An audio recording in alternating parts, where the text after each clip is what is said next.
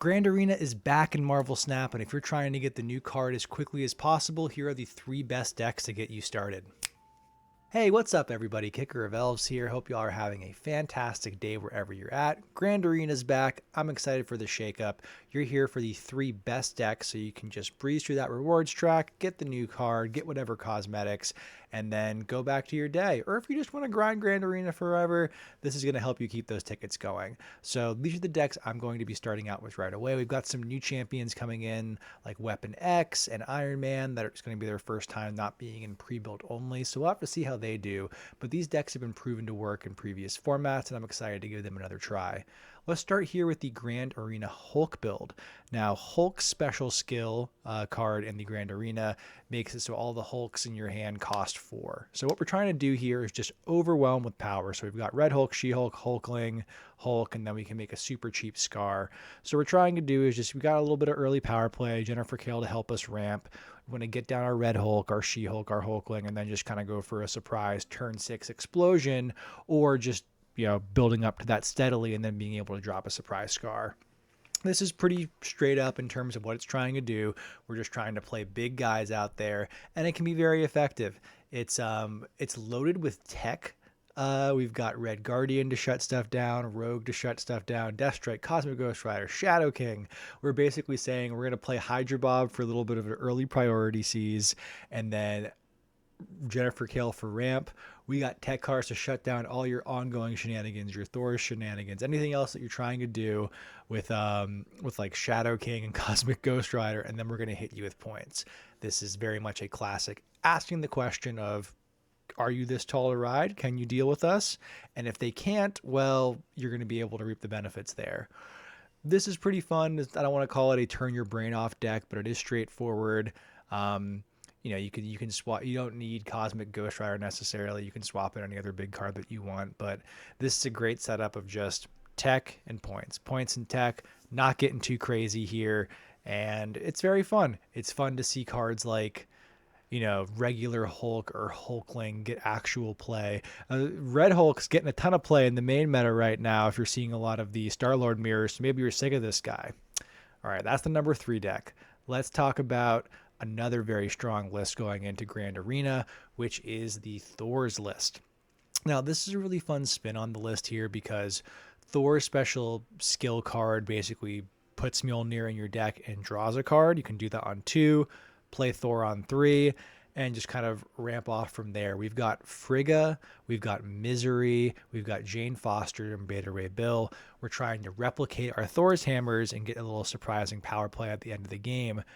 But what I like about this list is we got the tech for Echo to deal with the ongoing lists, Elektra to snipe some 1-cost cards. I love the Valkyrie scam play. In certain situations, your opponent might try to just avoid your Beta Ray Bill or Thor location altogether. If they see that you've done like Frigga stuff or you've played Jane Foster, they might just say, okay, I'm not even gonna invest points into the Beta Ray Bill location. They're gonna have that one. I'm gonna go over here. And what you can do is you can play down your 0-cost hammers and then sneak in a Valkyrie at the end. So you're setting all their big Hulks and Red Hulks or whatever to 3 cost as well. And you can just get in there with a little cheeky play along with something like Omega Sentinel to snipe them down as well. It's really fun. I love the Valkyrie play. It's really fallen off in recent years of Marvel Snap.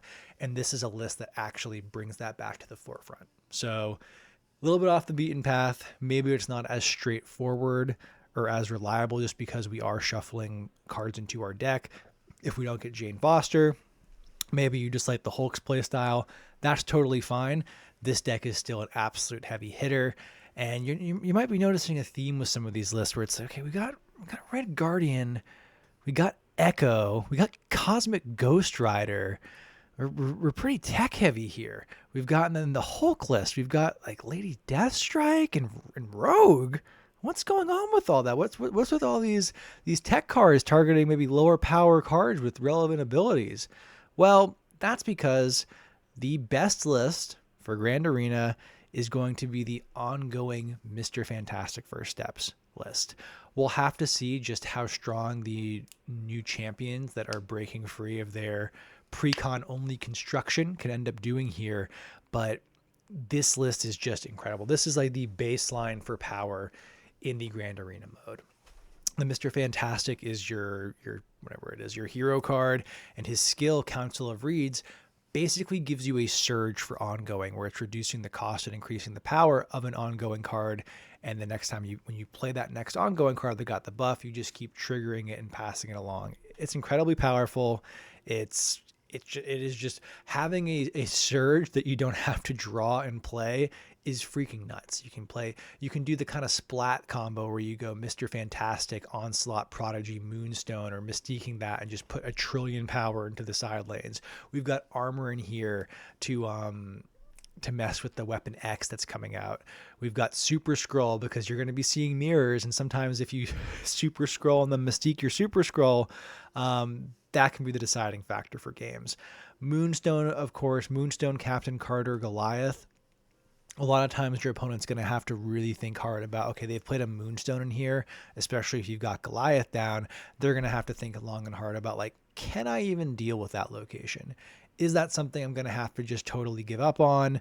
And sometimes, although Grand Arena can be a little bit different, you can go for the bluff play where you've got Captain Carter and Moonstone in a location. That's going to signal to players, okay, I'm not going to deal with that. They throw an Iron Man behind there, I'm screwed. And if you're already winning with just these 2 cards, maybe you got an Ant-Man behind there or something, they're not going to play there. And you can just leave those 2 cards there and focus on winning another location because they're likely not going to try and compete with your Captain Carter Moonstone location. They know what you're up to. They're not going to try to mess with an Iron Man or an Onslaught on top of those. They're going to try to focus somewhere else, and you can just totally bait them. It doesn't work every single time. Not saying that's your plan A going into Grand Arena, but it can be a really, really powerful mind game because ultimately, completing it's a ticketed system. You want to try to get those wins. You want to just make sure that you're progressing through there. This is not as sweaty as ladder, certainly not as sweaty as current ladder, but it is something that you want to try to focus on and make sure that nothing's falling off there. You want to go in there heavy, want to try hard just a little bit, but it still is a nice refreshing break. It's especially where we're talking about ongoing being the top list, and this isn't Tribunal's banned, so we're not doing any kind of Tribunal shenanigans, so it's really cool. If you want more in-depth card reviews, meta reports, in-depth deck guides, ramblings about early 2000s anime out of nowhere in your Marvel Snap content, I don't know why you'd want that, but if you do, you're in the right place. Hit that subscribe button. Kicker of Elves channel's got tons of content that you can check out right now and tons more on the way.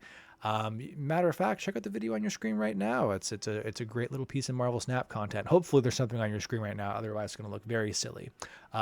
Like the video, leave a comment. Let me know. Are you excited for the Grand Arena?